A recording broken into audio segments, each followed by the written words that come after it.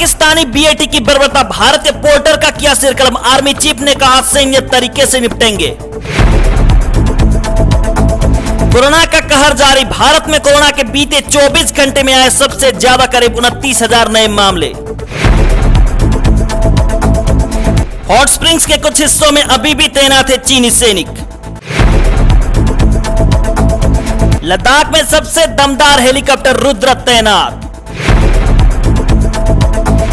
Corona positive Amitabh Bachchan की हालत स्थिर, अस्पताल ने बताया आइसोलेशन वार्ड में इलाज जारी।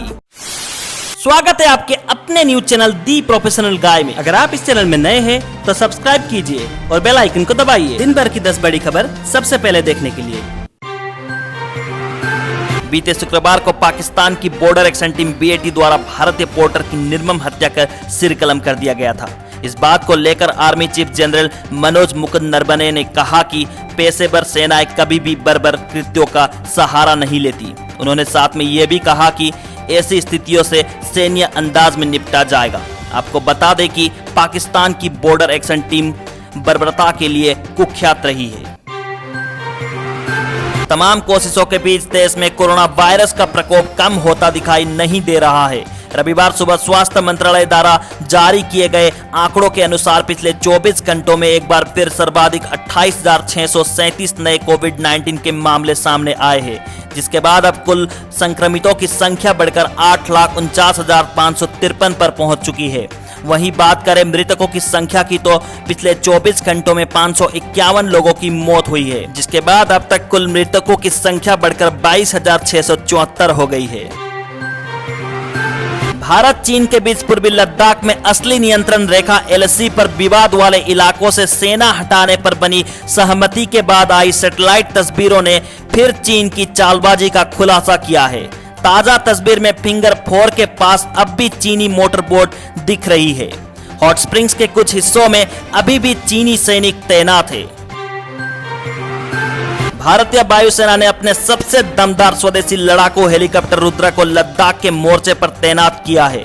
अपनी कई खूबियों की वजह से रुद्र अमेरिका से लाए अपाचे से भी कहीं बेहतर है।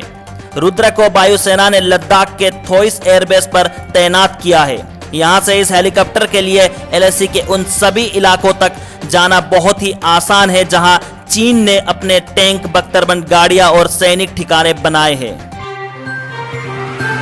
मुंबई के नानावती अस्पताल ने एक बयान जारी कर कहा है कि अमिताभ बच्चन को कोरोना वायरस के हल्के लक्षण है और उन्हें अस्पताल के आइसोलेशन वार्ड में रखा गया है। डॉक्टर की एक टीम लगातार उनकी निगरानी कर रही है। अमिताभ बच्चन ने अस्पताल प्रशासन को बताया कि वे ट्विटर के जरिए अपने सेहत की जानकारी लगातार देते रहेंगे। अमिताभ के बाद अब अनुपम खेर के घर में भी हुई कोरोना की एंट्री।